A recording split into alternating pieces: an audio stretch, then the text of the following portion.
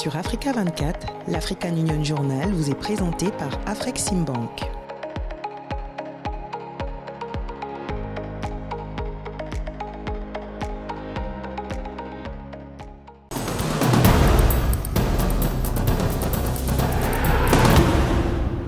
Bienvenue dans l'African Union Journal, votre rendez-vous hebdomadaire avec l'actualité au sein de l'Union africaine.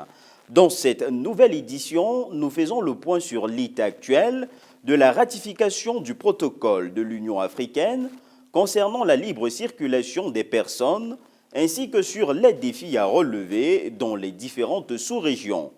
Nous mettons également en lumière les actions nécessaires de la part des gouvernements pour renforcer l'influence du continent dans le système mondial.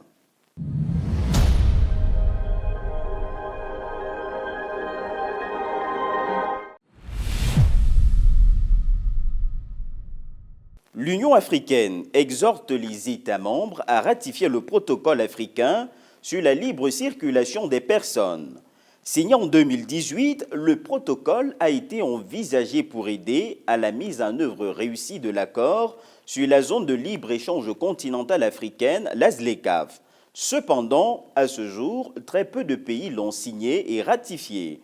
Les experts s'inquiètent de la mise en œuvre effective de la ZLECAf si les citoyens des différents États ne peuvent pas circuler librement sur le continent. Plus de détails avec Fraten Daciesi Senga. En 2018, à Kigali, le protocole de l'Union africaine sur la libre circulation des personnes a été signé par 33 pays africains. Néanmoins, le protocole considéré comme le jumeau de l'accord sur la zone de libre-échange continentale africaine, la ZLECAf, n'a pas aussi bien avancé car à ce jour, seulement 4 pays l'ont ratifié. Pour son entrée en vigueur, il en faut au moins 15. I congratulate Rwanda, Your Excellency President Paul Kagame. Je félicite le Rwanda et le président Paul Kagame pour son leadership car le Rwanda fait partie des 4 pays qui ont ratifié le protocole. Les autres sont le Niger, le Mali et Sao Tomé et Principe. Mali and Sao Tomé and Principe. Bien que les difficultés actuelles continuent d'avoir un impact négatif sur la zone de libre-échange continentale africaine, les responsables affirment que son organisation est inébranlable dans sa volonté d'inciter les pays à accroître le commerce intra-africain. L'un des points essentiels dont nous discutons est la domestication et la ratification du protocole de libre circulation de l'Union africaine. Et le rapport indique clairement pourquoi le rythme est lent. Et nous nous demandons pourquoi par rapport à la circulation des biens et des services. C'est très inquiétant car en tant qu'Africains, nous voulons que les biens et les services circulent, mais nous ne voulons pas que les personnes qui transportent les biens le fassent, ce qui est très ironique. Mais je sais aussi que les pays ont des défis particuliers, certains d'entre nous ont des craintes et c'est ce qui nous pousse à venir en parler ici. Mais que faut-il faire pour avancer et faire ratifier le protocole sur la libre circulation des personnes en Afrique? D'ailleurs, qu'est-ce qui empêche concrètement les pays à se décider? Il est question aujourd'hui de faire un plaidoyer au niveau même des acteurs clés dans chaque État membre pour pouvoir avancer avec la ratification. Et mieux, c'est qu'il faut responsabiliser les CR dans la mise en œuvre du protocole et avoir des contacts réguliers avec les CR. Il faut que les CR s'entendent pour pouvoir exécuter, disons, la mise en œuvre de ce protocole, la ratification, par le biais, disons, des principes de subsidiarité, pour aller directement dans les États membres, pour faire des plaidoyers et faire avancer, disons, la ratification du protocole. La raison d'être du protocole est clairement exposée. La libre circulation des personnes ainsi que des biens et des services pourra favoriser l'intégration et apporter toute une série d'autres avantages, comme améliorer la science, la technologie, l'éducation, la recherche et encourager le tourisme. En outre, elle pourra faciliter le commerce et les investissements intra-africains, augmenter les envois de fonds sur le continent, favoriser la mobilité de la main-d'œuvre, créer des emplois et améliorer le niveau de vie.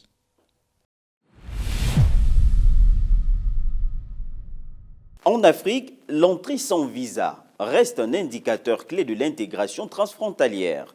En 2024, 48 pays sur 54 offraient aux citoyens d'au moins un autre pays africain la possibilité de voyager sans visa, sans modification notable par rapport à 2023. en vue d'attirer plus d'investissements directs étrangers africains et stimuler la croissance économique, les pays africains emboîtent lentement, mais sûrement le pas vers une suppression totale des visas pour les Africains en destination d'autres pays du continent. Toutefois, cette initiative est confrontée à des craintes liées à l'emploi et à la sécurité, manifestées par certains États qui tardent encore à mettre cette mesure en place. Au niveau régional, l'Afrique de l'Est et de l'Ouest sont en tête en matière d'ouverture aux autres citoyens africains. Marie-Raphaël Antolo nous en dit plus. Bien que des travaux soient en progression au niveau de l'Afrique vers une suppression totale des visas pour les Africains en destination d'autres pays africains, les restrictions en matière de visas restent particulièrement prononcées en Afrique du Nord et en Afrique centrale. Il est essentiel, selon l'Union africaine, de maintenir les dynamiques de libéralisation des visas pour concrétiser la vision de l'Afrique que nous voulons de l'agenda 2063 de l'Union africaine. L'adoption de politiques libérales en matière de visa facilitera non seulement la fluidité des voyages, mais contribuera également de manière significative à améliorer les échanges de biens et de services, les investissements transfrontaliers et la prospérité partagée.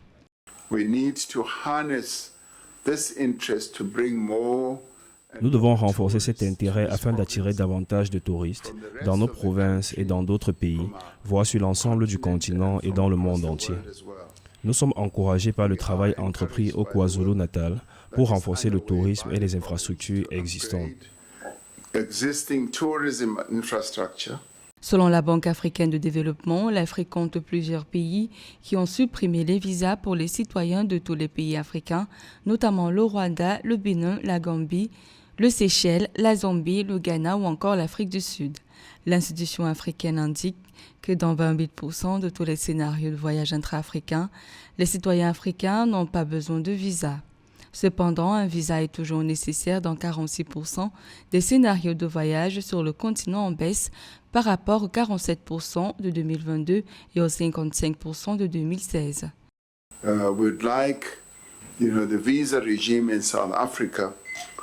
Nous nous efforçons d'améliorer le régime actuel des visas en Afrique du Sud. Il est de notre responsabilité de veiller à ce que cet engagement garantisse la croissance économique et le développement. Au niveau des communautés économiques régionales, la CEDEAO enregistre le taux de réciprocité le plus élevé en matière d'exemption de visa selon la BAD. Des experts justifient la réticence de certains pays africains à mettre en place des politiques d'exemption totale de visa pour tous les Africains par des craintes liées à l'emploi et à la sécurité. Certains pays estiment qu'une exemption totale de visa pour tous les citoyens africains augmentera le niveau de criminalité. En facilitant un accès plus rapide à l'obtention du visa zambien, nous serons en mesure de débloquer des opportunités économiques par le biais du tourisme, du commerce des biens et des services, mais aussi de la création d'emplois. Selon Minata Samate Sesuma, commissaire à la santé, aux affaires humanitaires et au développement social à la Commission de l'Union africaine, l'essor du commerce des marchandises est étroitement lié à la libéralisation du commerce des services, qui dépendent tous deux de la circulation fluide des personnes à travers les frontières africaines, sans obstacles bureaucratiques excessifs. Selon les experts, catalyser le potentiel de l'Afrique nécessite une réforme du système multilatéral pour garantir une représentation équitable permettant au continent d'influencer les décisions mondiales. En développant ces blocs régionaux, l'Afrique peut renforcer sa coopération intracontinentale et accroître son poids économique. De plus, en attirant des investissements stratégiques et en soutenant l'innovation, l'Afrique peut se positionner comme un acteur clé dans la croissance durable à l'échelle mondiale. Un reportage signé Fatma Niang. L'Afrique représente aujourd'hui 18% de la population mondiale, mais seulement 3% des voix au Fonds monétaire international, en déséquilibre qui limite son influence sur les décisions économiques mondiales. Un système multilatéral réformé devrait garantir une représentation plus juste, permettant à l'Afrique de défendre ses intérêts et d'obtenir une voix plus forte dans les négociations internationales. L'Afrique doit rester un acteur mondial fort et influent. Dans la poursuite de cette vision, l'Union africaine estime qu'un système multilatéral réformé devrait être guidé par un certain nombre de principes. Le premier est la représentation. Il s'agit d'obtenir un siège à la table des décisions. Dans son agenda 2063, l'Union africaine ambitionne de promouvoir une industrialisation durable pour renforcer la compétitivité de l'Afrique sur la scène mondiale. En s'alignant sur les objectifs mondiaux de développement durable, l'Afrique peut non seulement stimuler son propre développement, mais aussi contribuer activement à résoudre les défis globaux comme le changement climatique et la pauvreté. Souhaitons-nous vraiment de prendre la responsabilité d'être une partie intégrante de ce monde où une personne sur 4 est africaine et donc affirmer notre initiative? Cela nous ramène à l'agenda 2063. Je pense que cet agenda 2063 opérationnalise réellement à quoi ressemblera l'initiative africaine. Stop thinking of the Agenda 2063. L'Afrique dispose de blocs régionaux à fort potentiel, tels que la Communauté économique des États de l'Afrique de l'Ouest, la Communauté de développement d'Afrique australe, le marché commun de l'Afrique orientale et australe, la Communauté économique des États de l'Afrique centrale et l'Union du Maghreb arabe, capables de rivaliser avec des puissances économiques majeures comme l'Union européenne et la Chine. Ces blocs régionaux sont essentiels pour renforcer la coopération intra-africaine, attirer des investissements et promouvoir l'intégration économique, notamment à travers des initiatives comme la zone de libre-échange continentale, ZLECAf. Faisons fonctionner la CEDEAO, faisons fonctionner la SADC. Ce sont des blocs énormes qui peuvent tenir tête à l'Europe, à la Chine. Nous n'avons pas besoin de tout le continent pour cela. Peut-être qu'un jour, dans 50 ans, nous y arriverons. Les flux d'investissements directs étrangers en Afrique ont atteint 53 milliards de dollars en 2023, selon le rapport mondial sur l'investissement publié le 20 juin 2024. Ces investissements sont cruciaux pour catalyser le développement infrastructurel, l'innovation technique et la création d'emplois. Ils renforcent également l'influence mondiale de l'Afrique en favorisant des partenariats stratégiques avec des acteurs économiques clés tout en soutenant une croissance durable à long terme.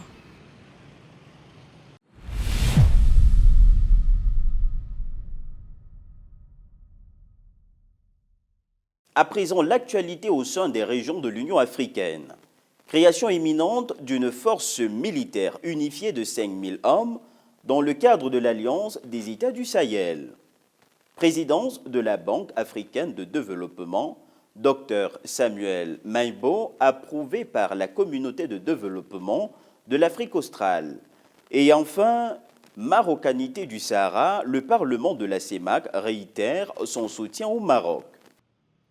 Le ministre nigérien de la Défense, le général Salifou Modi, a annoncé le 21 janvier 2025 la création imminente d'une force militaire unifiée de 5000 personnes dans le cadre de l'Alliance des États du Sahel. Cette alliance se donne pour mission de faire face aux menaces terroristes transfrontalières. Le ministre nigérien a précisé que cette force, bientôt opérationnelle, disposera de moyens aériens, terrestres et de renseignements pour coordonner les interventions sur les 2,8 millions de kilomètres carrés du Niger, du Burkina Faso et du Mali. Une réponse inédite face à des attaques récurrentes, selon le ministre, qui souligne l'importance de mutualiser les efforts pour sécuriser l'espace sahélien.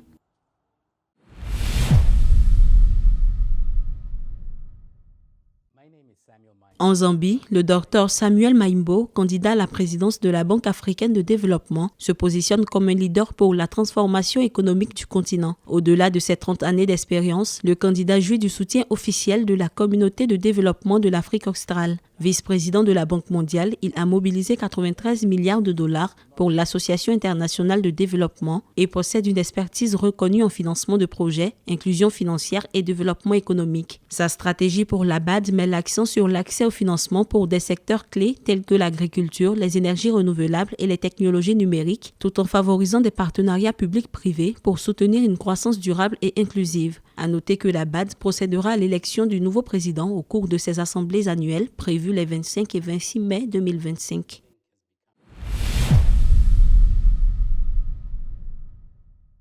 Le président du Parlement de la CEMAC, Évariste Ngamana, a réaffirmé le 20 janvier 2025 à Rabat le soutien indéfectible de la communauté économique et monétaire de l'Afrique centrale à la marocanité du Sahara. Lors de ses entretiens avec Mohamed Ould Errachid, président de la Chambre des conseillers, le président du Parlement a salué la vision de Sa Majesté le roi Mohamed VI pour une intégration africaine forte et solidaire. Les deux parties ont évoqué le renforcement de la coopération, notamment dans les domaines économiques, énergétiques et de pêche maritime pour favoriser les échanges et soutenir l'intégration régionale.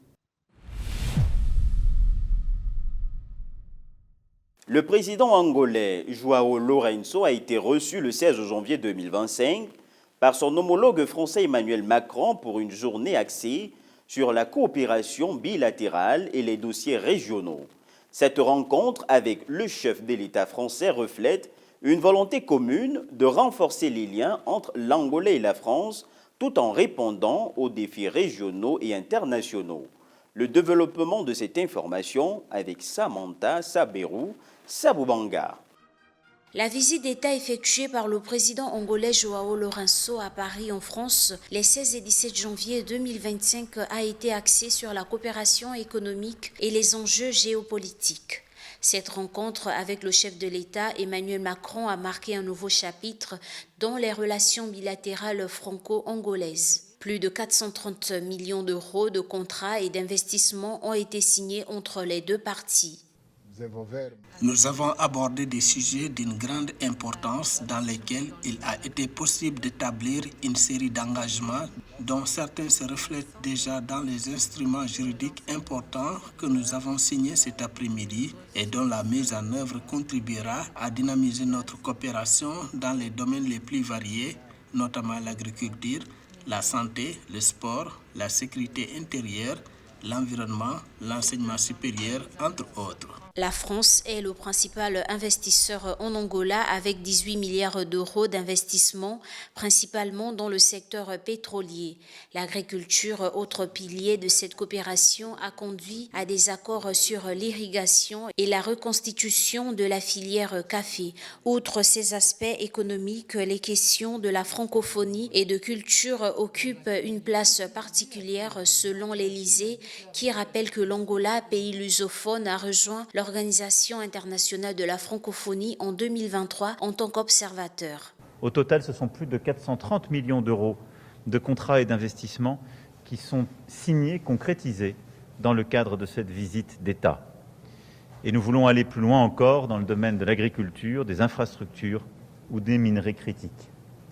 Notre échange a permis également de revenir sur le corridor de Lobito, infrastructure ferroviaire et routière cruciale pour toute la région. Les dirigeants des deux pays réaffirment leur volonté de bâtir un partenariat durable et mutuellement bénéfique dans un contexte où la diversification économique reste une priorité pour l'Angola, où les exportations restent encore dominées à plus de 90% par les hydrocarbures. Le pays d'Afrique australe est le deuxième plus grand producteur de pétrole du continent derrière le Nigeria, avec plus de 1 million de barils par jour. Aujourd'hui, l'Angola est un pays en sécurité, stable politiquement et socialement. Toutes les conditions sont réunies pour que les investisseurs français puissent utiliser l'Angola comme un hub pour favoriser les échanges commerciaux à travers toute l'Afrique. En 2023, les échanges commerciaux entre la France et l'Angola ont atteint environ 3,7 milliards d'euros. Aujourd'hui, plus de 50 entreprises françaises sont présentes en Angola, employant près de 15 000 personnes, principalement dans les secteurs pétroliers, santé et services aux entreprises.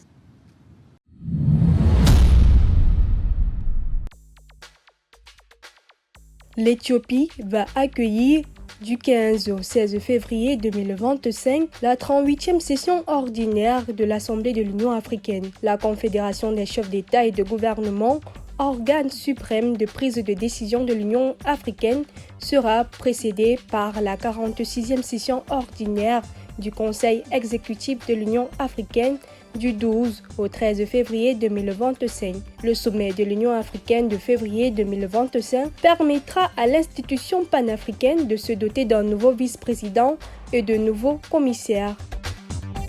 La 3e conférence foncière arabe se tiendra à Rabat du 18 au 20 février 2025 sous le thème « Solutions foncières pour les investissements, la résilience et l'innovation ». La conférence est une étape importante dans la promotion de la bonne gouvernance foncière pour la réalisation des dividendes sociaux, économiques, environnementaux et de paix dans la région arabe. Elle devrait permettre de partager des connaissances sur les bonnes pratiques et les innovations, de développer les capacités et de promouvoir la collaboration et la coordination entre les acteurs du secteur foncier. Le 5e sommet annuel Finance in Common se tiendra du 26 au 28 février 2025 à Cape Town, en République d'Afrique du Sud, avec pour thème général « Favoriser les infrastructures et la finance pour une croissance juste et durable ». Dans la perspective de la présidence sud-africaine du G20, le sommet se concentrera sur des enjeux clés de développement tels que les infrastructures pour l'action climatique, l'adaptation et la résilience, la finance inclusive et la transformation numérique. Cet événement sera un sommet de solutions au cours duquel les banques publiques de développement et leurs parties prenantes présenteront des réponses concrètes et à impact positif visant à faire de la durabilité la nouvelle norme de la finance. Depuis sa nomination en 2022, Atmassou Tadesse dirige le groupe de la Banque de commerce et de développement de l'Afrique de l'Est et australe avec une vision claire et résolue. Forte de son expertise en économie et finance, il incarne un leadership engagé pour accompagner la TDB à doubler ses chiffres et améliorer le commerce intra-africain, tout en soutenant l'agenda 2063 de l'Union africaine. Un portrait signé Nana Kamsou comme Atmassou Tadesse est président et directeur général du groupe de la Banque de commerce et de développement de l'Afrique de l'Est et australe depuis 2022. Auparavant, il a dirigé la PTA Bank et sa transformation en TDB. Il a occupé le poste de vice-président exécutif chargé de la finance internationale et de la stratégie d'entreprise à la Banque de développement d'Afrique australe. Sous sa direction, le groupe TDB a élargi ses activités et plusieurs nouveaux marchés avec de nouvelles unités commerciales et filiales stratégiques, obtenant des notations de crédit investment grade, et le total de ses actifs a été multiplié par 10 environ pour atteindre 10 milliards de dollars américains en 2023. Sa base d'investisseurs ayant plus que doublé pour atteindre 48 actionnaires. Nous sommes conscients des impératifs, des défis et de l'importance du segment commercial et je pense que nous devons sensibiliser davantage. Il ne reste plus qu'à passer aux aspects pratiques, à savoir comment faire avancer les guides, notamment le faire de manière durable, comment encourager l'innovation et faire en sorte que l'appétit comme le risque augmente un peu plus. Sous sa gouvernance en 2024, la banque a également maintenu la bonne qualité de ses actifs, avec des prêts non performants de seulement 3,6% et conservant un niveau d'adéquation des fonds propres de 35%. Le portefeuille est resté solide, principalement grâce à des stratégies de gestion de portefeuille proactives et à des solides pratiques de gestion des risques. Nous devons trouver des moyens de travailler ensemble. C'est pourquoi nous avons un certain nombre de clubs et de syndications où nous nous réunissons et cofinançons des projets, nous cofinançons des facilités avant que nous ne devions évidemment tous partager les risques. Atmassou Tadesse a reçu plusieurs distinctions et prix, dont ceux de banquier africain de l'année, de chef d'entreprise africain de l'année et de banquier de développement de l'année. Nous disposons d'un conseil de réglementation, mais il existe différents types de réglementations qui doivent être mises à jour dans le contexte de la ZLECAf. Nous devons permettre aux transactions transfrontalières de se dérouler plus facilement et à un coût accessible.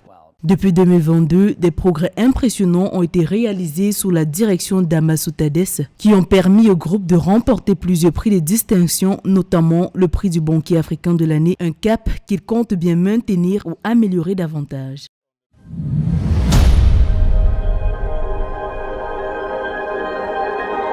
Merci d'avoir suivi cette édition de l'African Union Journal. Restez connectés sur Africa 24 pour suivre le meilleur de l'actualité africaine en streaming et en replay sur notre site web africa24tv.com, sur Play Store, sur l'application MyAfrica 24 et sur l'ensemble de nos réseaux sociaux.